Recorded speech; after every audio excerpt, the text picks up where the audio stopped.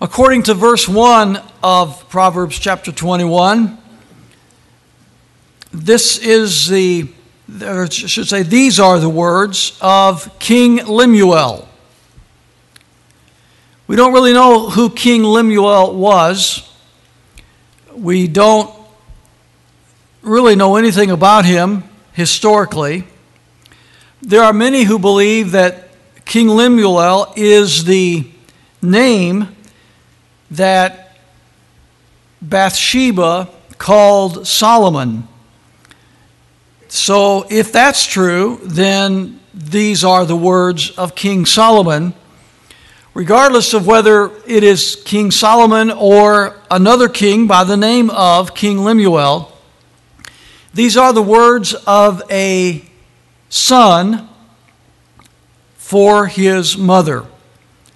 Notice in verse 1, the words of King Lemuel, the prophecy that his mother taught him.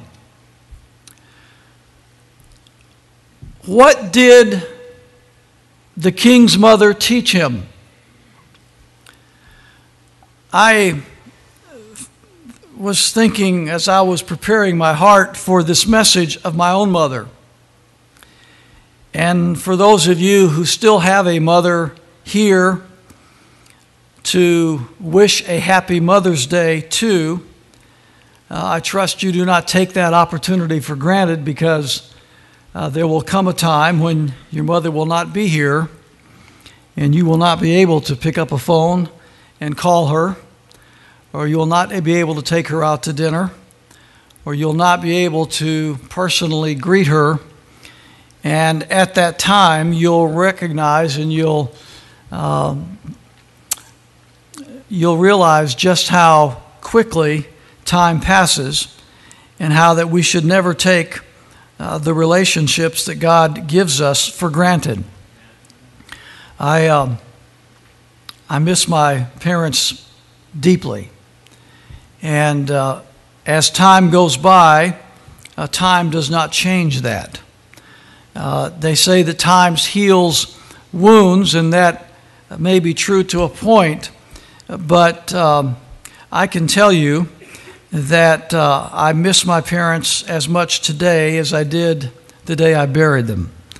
The relationship that God gives to us relative to those loved ones, especially if you have Christian family, you have a mom and dad, a son and daughter, a husband and wife that loves you and loves the Lord. There is a holy bond there that eternity cannot break.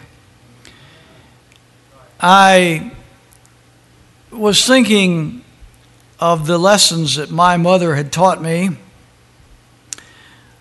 as I read that verse, the prophecy that his mother taught him. There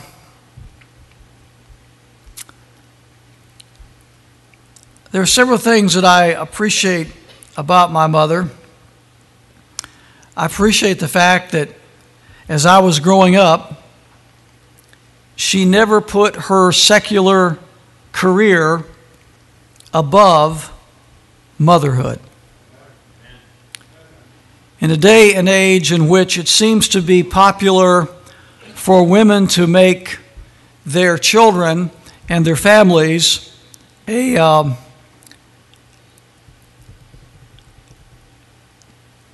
second calling, and their own careers a first calling, my mother, though very talented, never let that happen.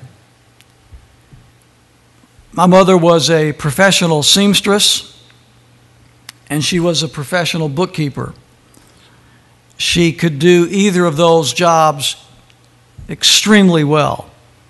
And after her children were grown,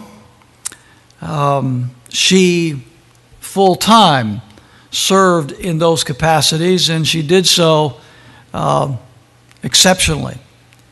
But while I was growing up and while I was at home, she would always be sure to be there when I was there. I never came home to an empty house. I did not know what it meant to be a lock key kid. My mother was home when I was home. Looking back over it, that one simple truth, I am confident, kept me out of much mischief. She was a meticulously clean homemaker. I did not know what it was like to live in dirt. I knew what it was like to play in dirt, but I did not know what it was like to live in dirt. Our house was always immaculately kept.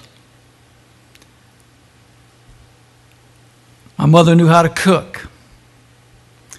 And back in those days, of course, as I was growing up, we didn't have fast food restaurants on every corner. In fact, we didn't have too many restaurants at all. There was not a McDonald's restaurant in my town until after I graduated from high school and went off to college. The only fast food that we had growing up was the A&W root beer drive-in root beer stand. There was another one called Frost Stop that was even better than A&W. I remember I was married down here and living, and we'd go home once in a while. And of course, our home was in northern Indiana.